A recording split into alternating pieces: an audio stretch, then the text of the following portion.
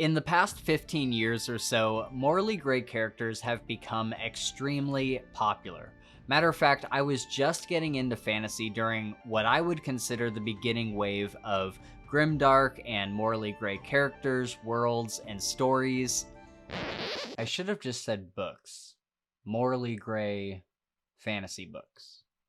What you'll often find in most grimdark stories is the rogue character archetype, usually a thief or assassin, or just generally a lone wolf type of character, and these are by far my favorite characters in the genre. I've gone well out of my way to seek out many stories that include the roguish archetype, because there's something so satisfying and cool about a lone wolf kind of jumping from shadow to shadow in the night and getting into places that a team of heroes wouldn't be able to. I love that for the most part, they're really not dependent on anyone. They have all the tools they need within themselves to do whatever job they have to do. We also often see them doing things that you wouldn't see the typical hero do, including theft, torture, killing innocents, and much, much more. And to be totally honest, there's some sort of morbid fascination we all have with that, I think. In the future, I'd love to do a whole video on why I love grimdark and morally gray characters, but that is not this video.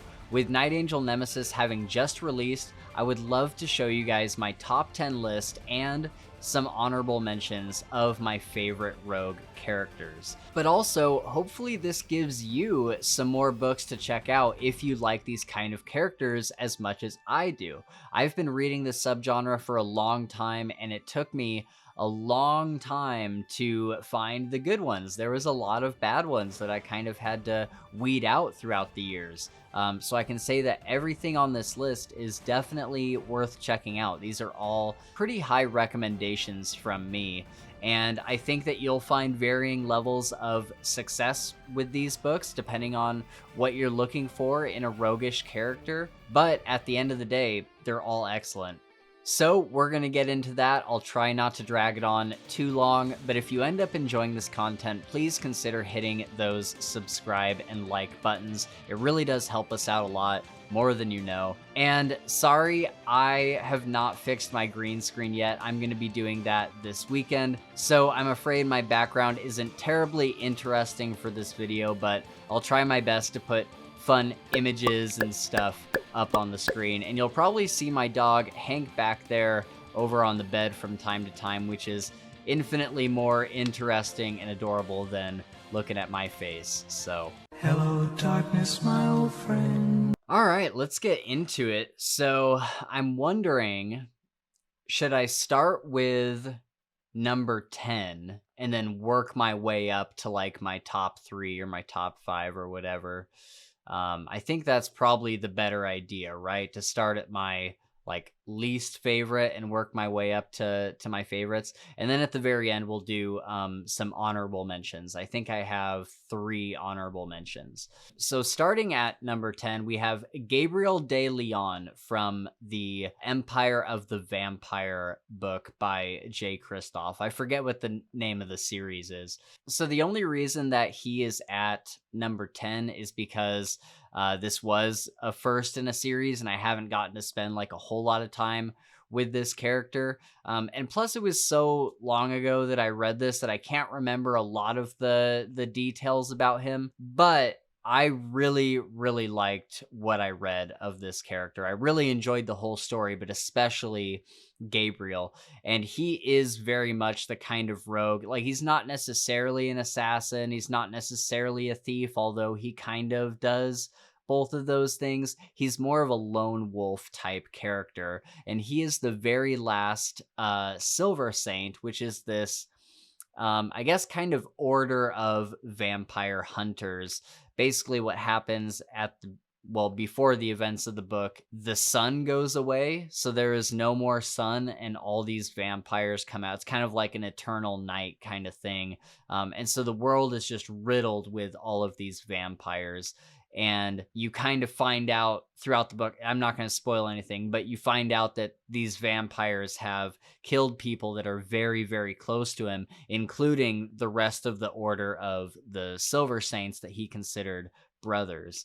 And so he's kind of on this mission. He's kind of this lone wanderer, and he's hunting vampires as he goes, and he's trying to make his way to the king vampire. And along the way, he catches wind of, from what I can remember, he catches wind of this artifact known as the Holy Grail. And so that's kind of a side mission that later becomes like his main mission.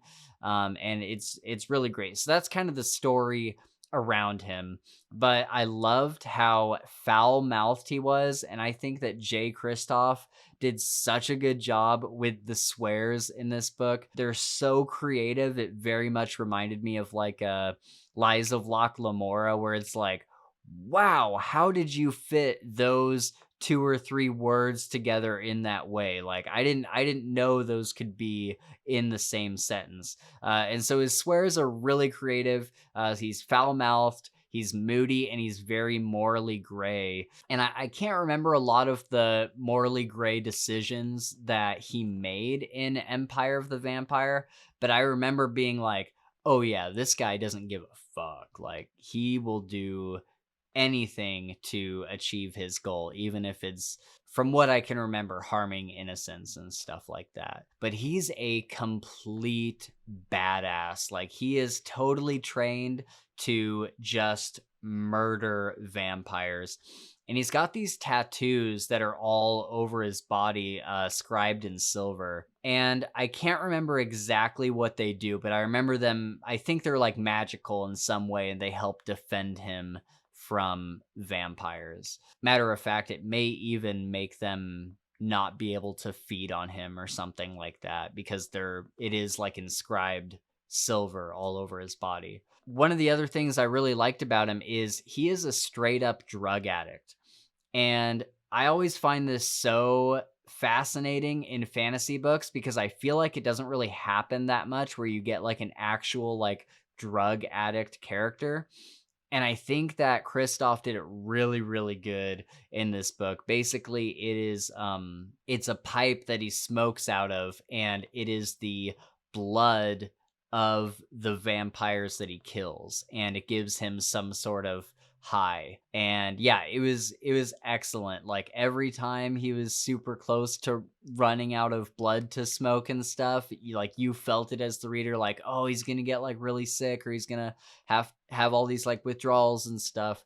And so I really enjoyed that part of the story. Then we have Rowan Damisch from the Scythe trilogy, and I apologize, I'm gonna have to spoil just a little bit of the first Scythe book. So if you like, I don't think it's a big deal, but if you want to skip this section, that's totally fine. There's chapter markers down below here on YouTube, and you can just skip forward to the next character in this list. But I am going to give very slight story spoilers for the first book, because Rowan becomes a rogue. He doesn't start out as a rogue. So in the second book, we kind of catch back up with him. And if you know anything about the Scythe series, it's basically this far future utopia kind of situation where they've solved pretty much all of the world's problems except for overpopulation.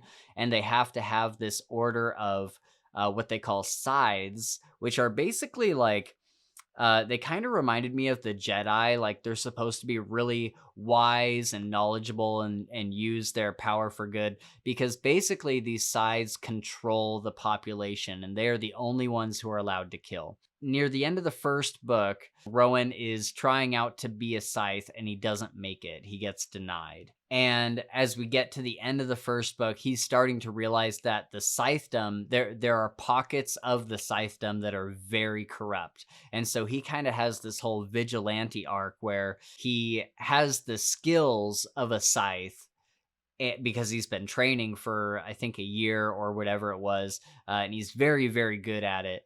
And so now that he's outside the scythedom, he knows how to kill scythes because they're supposed to be unkillable, but he knows how to do it. And so he goes and he hunts them down. And it's always interesting just seeing how cynical and jaded he gets about the whole thing and how it affects him, like this life living on the outside, not only of the scythedom, but also just kind of society in general. Like he's very much outside everything. He's all on his own, and he's doing a lot of these assassinations, and he's finding the bad scythes and hunting them down.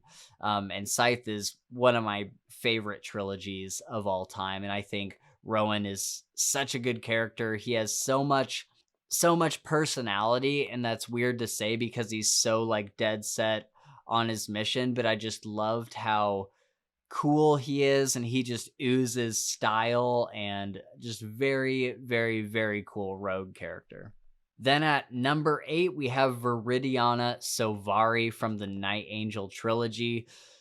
And honestly, if this was a list of my all around favorite fantasy characters of all time, she would be fighting with Harry Dresden for the number 1 spot. Like, she might be my favorite fantasy character, full stop. But if we're just going by rogues, she certainly makes the list. So Viridiana Sovari is in the first Night Angel book, she's kind of a foil to Kylar, and she is another assassin's apprentice, just like Kylar is Durzo's apprentice. And they're kind of pitted against each other, and they clash a few times in the first book, but she really doesn't come into her own until the later books in the series, especially like halfway through book 2, and then from there all the way through that, all the way through book 3. She becomes a very prominent character, and she is so talented. Like in the art of assassination, she is by far one of the best, like one of the very best, a lot of times even better than Kylar is. And she's also very beautiful, and she's been trained in the art of seduction, and she uses that to get close to her targets, and then they're in the middle of it, and before they even know it, they have a dagger in their throat, and they never saw it coming. And so she's able to use that in really cool ways. She always gets into like really interesting situations that are very funny. She's got a very dry sense of humor, a very like kind of condescending and mocking sense of humor, and it's always really landed for me. I've always thought it was really, really funny, and she's just a badass overall. But the thing I like most about her is her character arc, because in the first book, she's like a bad person, like straight up. And like, so is Kylar, really, but she's like one of the bad guys, right? And as the books go on, I don't want to spoil anything, but she has a fantastic character arc. And it's a bit of a redemption arc, depending on how you look at it. And I just think that I love her story so much. I think that Brent Weeks did such a good job with her. It's such an honest story, and I don't know if that makes sense. If you've read the books, then you probably know what I'm talking about. But her whole like kind of transition into who she becomes feels very honest. It feels very natural. It feels very earned. And for that, she makes the list of my favorite rogues. Number 7, we have the Vagrant from the self-titled book, The Vagrant. This is a really interesting character. I have a review for this if you'd like to check it out. It's in the annotations up there somewhere, or is it this hand? One of these. It's up there somewhere. The book is about this man who is traveling through a post-apocalyptic wasteland. It's very Fallout in style if you've played the Fallout games. And it also reminded me of The Mandalorian, because the Vagrant has this baby that he's trying to get from one end of the map to the other. Like, I forget how far apart it is. But he's on this journey through the wasteland on foot to get to an area of safety where he can get this baby to, and it will be safe. At the beginning, you don't really know anything about the baby. You don't know whose child it is or anything like that.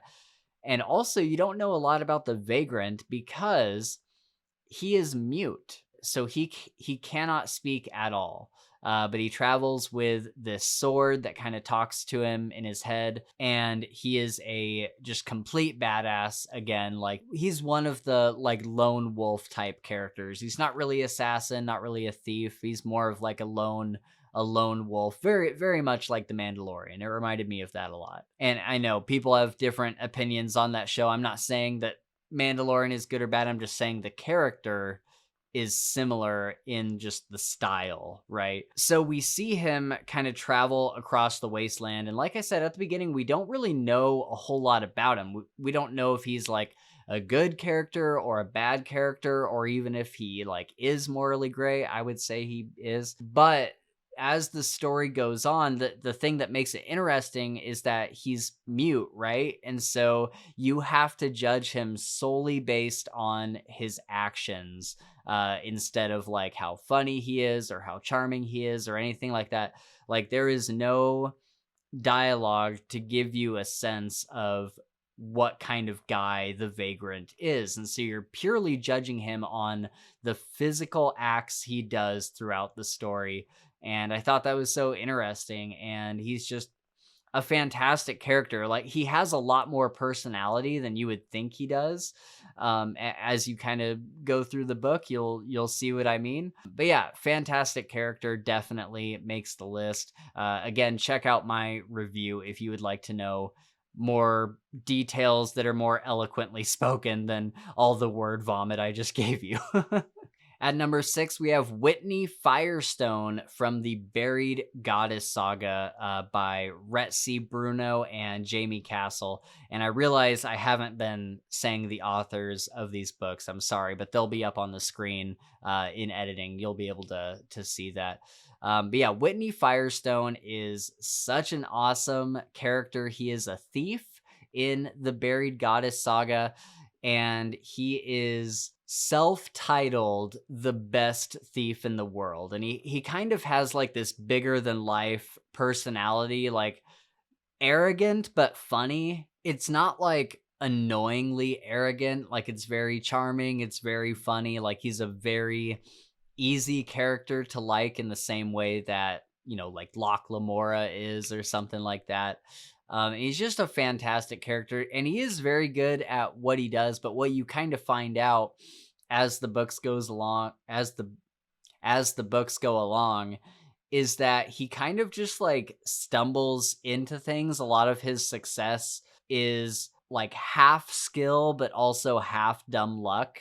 And so it's always funny to see kind of like these big stories that get told about him. And then when you're in his POV, just kind of seeing the weird, dumb things that happen to him. But yeah, in the first book, he gets put in jail for trying to steal, I think, the crown or something. And the royal protector to the queen has to pull him out of jail because he needs his help for a mission to go find something.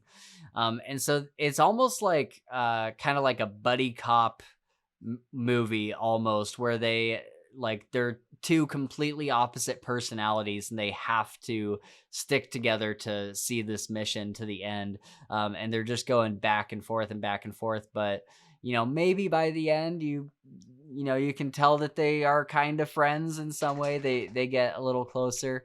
And yeah, it's a fantastic series. It kind of turns into a series that is less focused on Whitney as the story goes on, to encompass a much bigger epic fantasy story. But Whitney is still like a main character throughout the whole series. And so I definitely think you'll like him if you want a bit of a laugh, if you want just like a lighthearted, good time, kind of a swashbuckling character. Then I think you'll really like Whitney Firestone in the Buried Goddess Saga. At number 5, we have Kylar Stern. I know you probably thought that he was going to be number 1, right? But he's not. And I love Kylar Stern a lot. I first started reading the Night Angel trilogy when I think I was 18 or 19, when I started reading those. And I instantly fell in love with Kylar. He was like my favorite character of all time for a long time until I, really got into other fantasy books and kind of saw what else was out there. But Kylar is a fantastic character, right? Like, if you're watching this, you've probably read the Night Angel trilogy, or if you haven't, then I'm sure you'll find a lot to love there.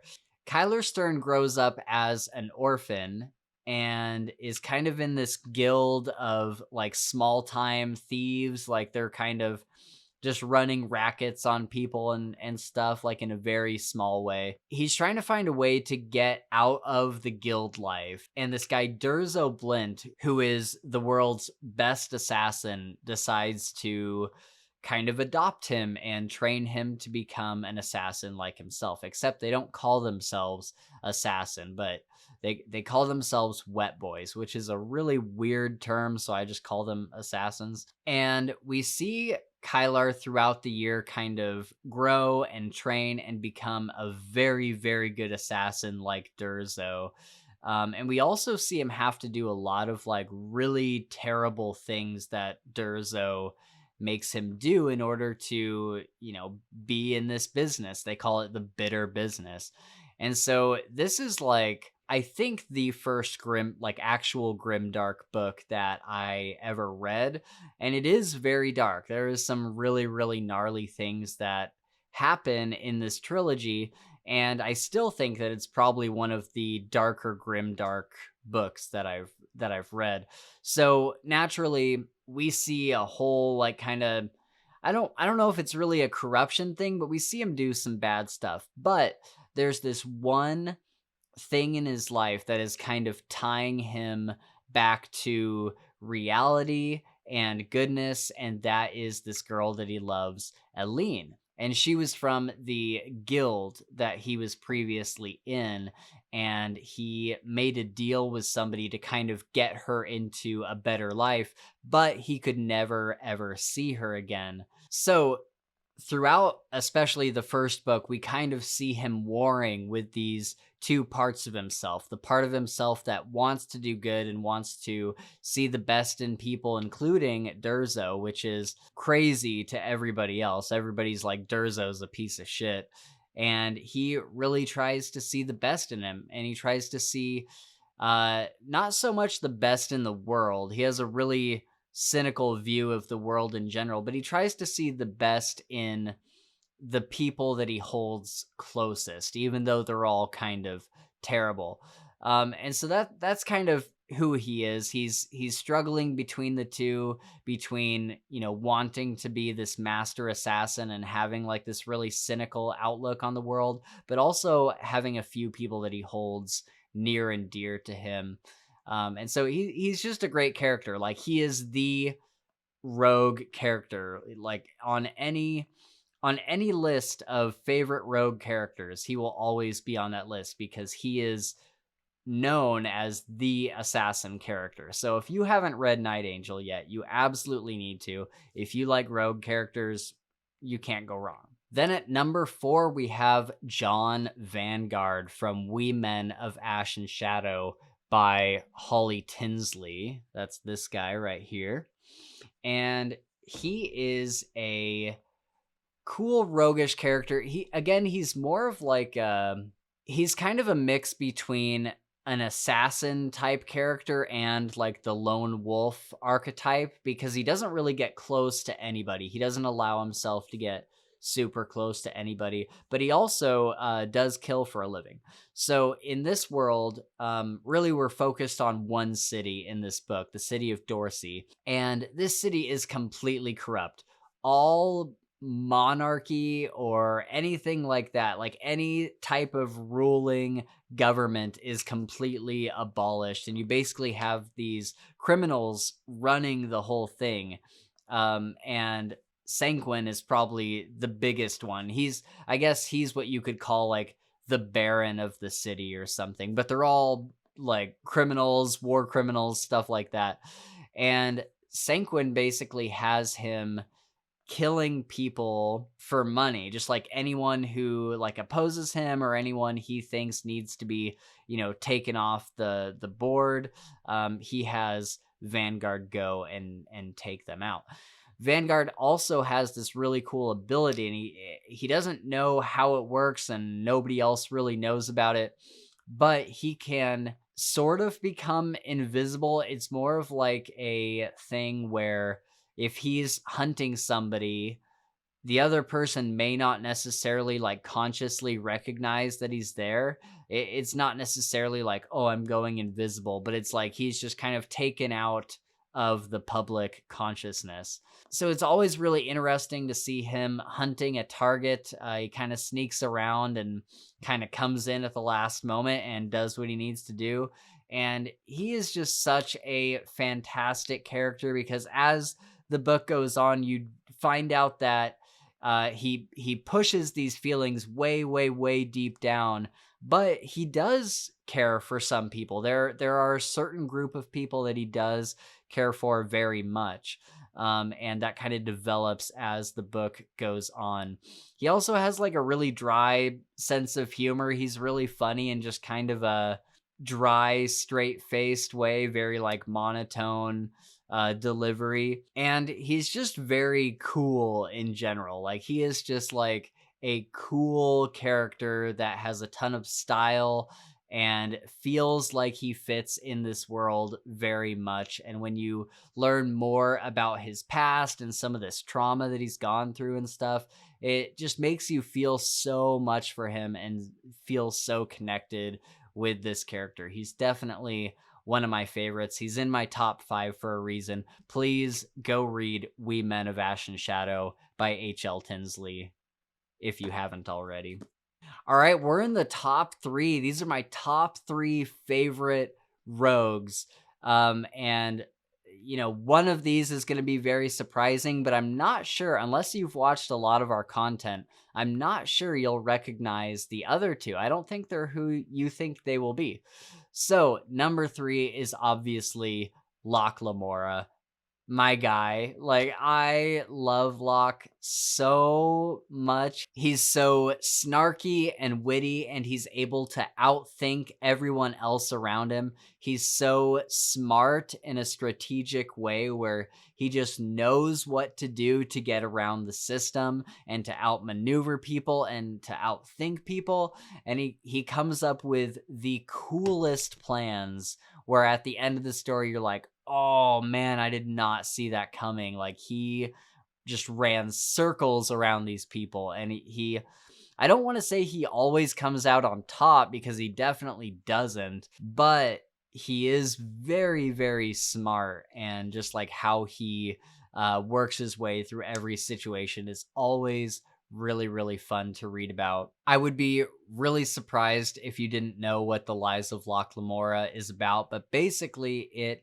follows this group of thieves. So he's in the rogue class, he would be the thief, they all would. And he's part of this group that is very much like a family, and they are running game on one of the bigger nobles in the city of Camor. And he is pretending to be a brandy distributor to get closer to this guy and rob him blind. So there's lots of disguises and lots of like pretending to be someone else and having to keep your cool under pressure. And we get to see all of that play out in the most magnificent scenes where he's almost like caught, or when he has to go like deep undercover and pretend to be someone else. Sorry, I've been talking for way too long. My throat is not feeling good.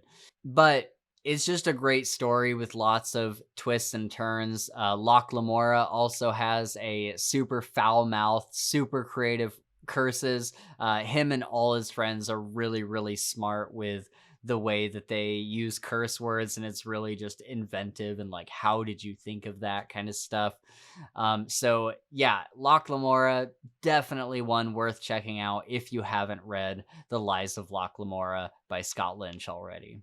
All right, number 2 is Aral Kingslayer, and he is from the Fallen Blade series by Kelly McCullough. Aral Kingslayer is one of my favorites just because of all of the abilities he has and the way that he kind of looks at the world. He's a good guy, but he's also kind of not, and he's very morally gray in some ways, but also very dedicated to the people that he loves, and wanting to see the best in most people. I would say probably like Kylar, where it's like the people closest to him, he wants to believe in them and wants to support them, because in the story, he comes from kind of this family of assassins. So there's all these different religions, and each religion is headed by a real, like, physical god, like an actual god that is there in the world, kind of running the religion.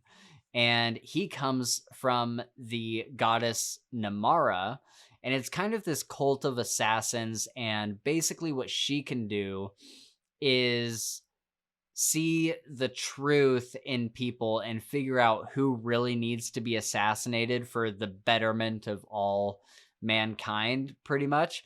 And so she'll send her assassins out to take these people out, and it's all kind of in the name of good. It's very anti-hero, very vigilante, that kind of thing. But the thing that's cool is they always know that if they're assassinating someone, that person deserves to die.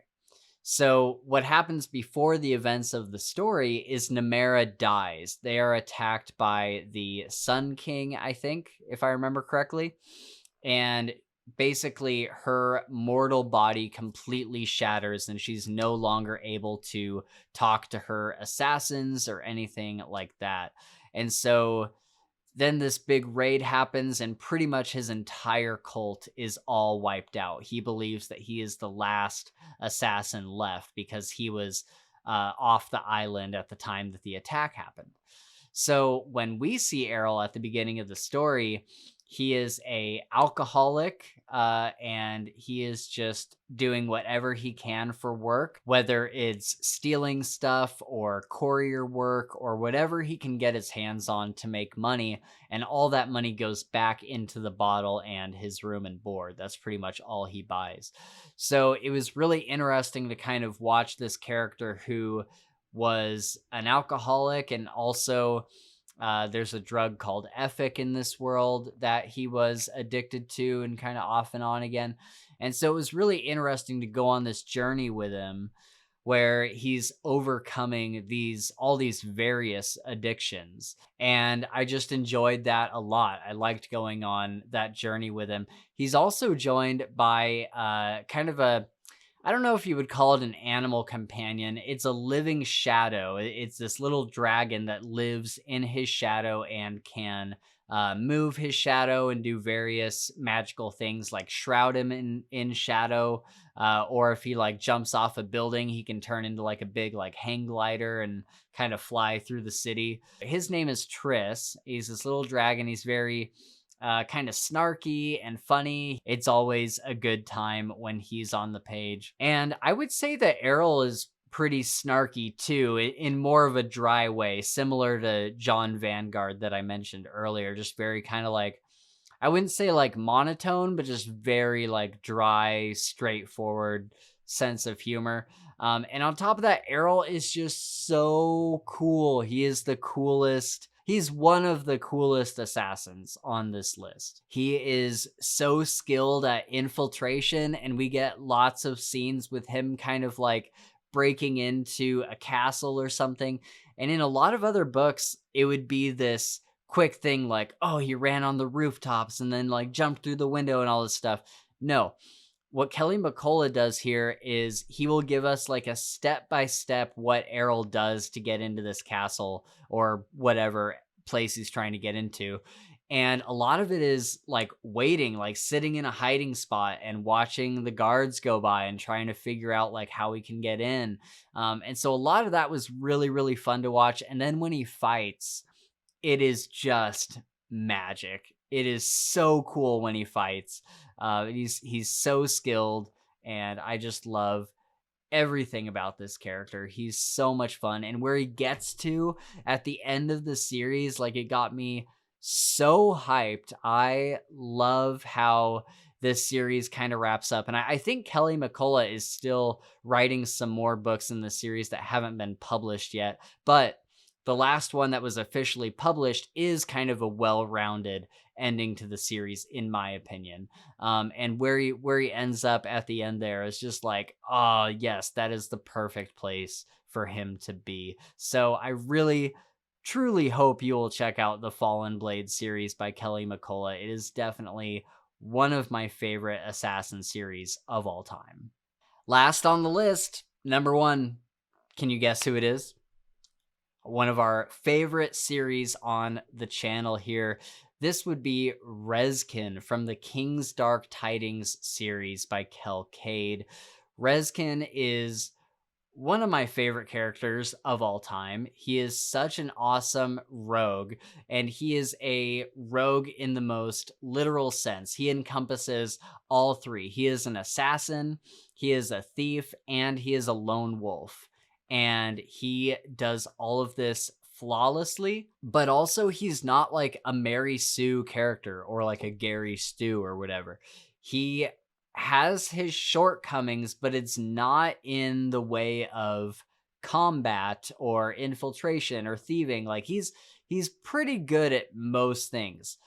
His downfall is that he has like almost no social experience at the beginning of this book. He does not know how to interact socially. He's very removed from the outside world, so he doesn't understand a lot of kind of how it works and stuff. And so he gets into a lot of situations where it's like, oh yeah, like he can't just fight his way out of this. He can't just overcome this because it's not as simple as killing somebody. Like he finds that to be way easier than trying to figure out like how to make friends or how to, talk to most people or empathize with people. He doesn't know how to do any of that because at the beginning of the story, he is taken as a baby. He is taken to a place where he is trained to fight every single day of his life, all day for 19 years. I think he gets out of the fortress when he's 19.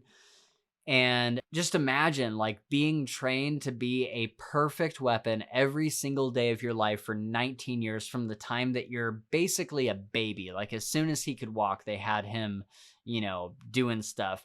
So, man, his character is just so interesting. I love him so much. He is such an interesting character study. And also, he's just awesome. Like, it is so much fun to watch him fight or to infiltrate somewhere or to steal or like threaten people. He does all of the rogue stuff, all of the stuff we like, he does perfectly. And it's so well executed on the page. Not just him like executing it well, but how Kel Cade writes it. It's so detailed, but not detailed enough to where you're kind of zoning out. Like it's really perfect. A perfect balance. And then not only that, but just how he kind of politically maneuvers certain like factions and stuff, because he may not understand most social interactions, but what he does understand is how to interact with like thieves guilds and assassins guilds and how to just kind of take over this whole kingdom's underworld basically. And so throughout the whole first book and second book, you're watching him do this, just kind of taking on the underworld of this whole kingdom pretty much, and kind of gaining power and pitting certain guilds against each other, or making certain guilds work with each other by forcing them to, and how he kind of maneuvers things politically later in like the fourth book. And man, he's such an awesome character, you guys. If you have not read Kingsdark Tidings, you definitely, like, that is my number one recommendation to anyone. Like, please read Kingsdark Tidings. The audiobooks are so good. They're incredible. They're read by Nick Podell, which is the same guy that did the Kingkiller Chronicles. So you know that they're going to be amazing audiobooks, and I highly, highly recommend them all.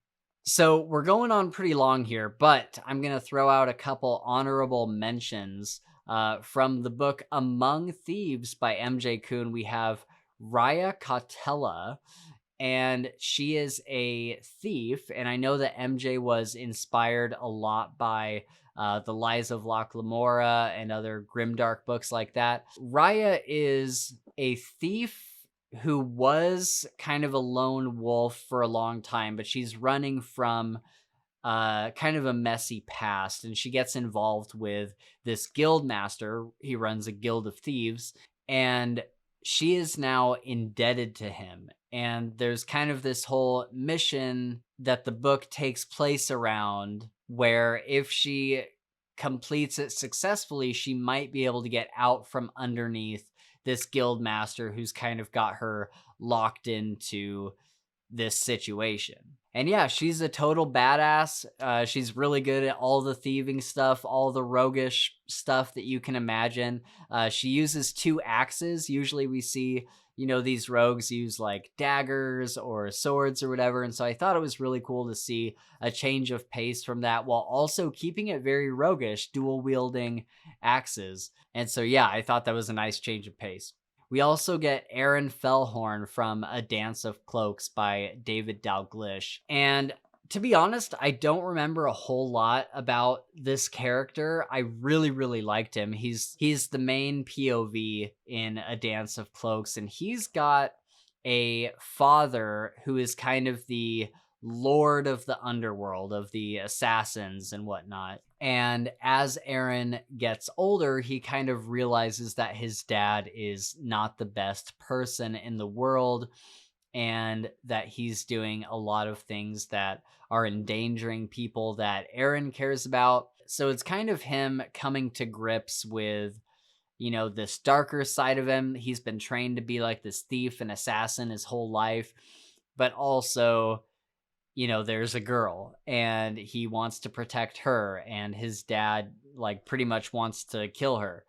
And so it's kind of him protecting her throughout the book and trying to go against his dad and outwit his dad and trying to maneuver and fight and whatnot. And he actually reminded me a lot of Kylar, but in a different situation, just in a completely different situation. And so if you want more Night Angel, more roguish stuff, I definitely recommend A Dance of Cloaks. I had a ton of fun with it, and I definitely need to go back to read the sequels as well. Then last on the list, we have Warden from Lowtown, and this is set in I almost imagined it as like a Victorian era kind of setting, but we just know him by the name Warden, and he was part of the almost like secret police, like special police that would investigate certain crimes and stuff like that. He was kind of like a detective, I guess. But something happened and he got let go from the force, and he ended up becoming a drug dealer. And so he's going all around this kind of grimdark fantasy town selling these drugs. And again, I always think it's really interesting when you have like a drug addict character, or in this case, like a drug dealer. And so it was really kind of fun just to watch him go around and interact with all these different criminals and whatnot, and sell his drugs, and get like an apprentice to help him run drugs and all this stuff. And then there's a dead girl that kind of shows up in an alley one day, and his detective skills kind of kick in. And so he's trying to keep up his drug trade while also trying to find the murderer of this girl. And so it's really interesting. I like this book a lot. I know there's a sequel that I definitely need to go and read. I haven't read it yet, and I don't know why. I really, really enjoyed this book, so I hope you guys do too. Well, that is my list of favorite rogue characters. I sincerely hope you check some of these books out if you enjoy these types of characters, because they're all really good in their own ways. As always, one of the best ways to support the channel is to like and subscribe. It helps us get seen by the algorithm significantly whenever we have a big influx of people doing that, so that's always helpful. What's also really helpful is supporting us over on Patreon, linked in the description, Over the next couple months, we're going to be adding more and more rewards and exclusive content to our Patreon tiers, so please check that out if you'd like to help us pay for monthly podcasting expenses as well as equipment and that sort of thing. You can reach out to us not only in the comments, but also Twitter and Discord, which are linked below in the description as well. Thank you so much for watching, and until next time, stay close to the shadows. We'll see you in the next video.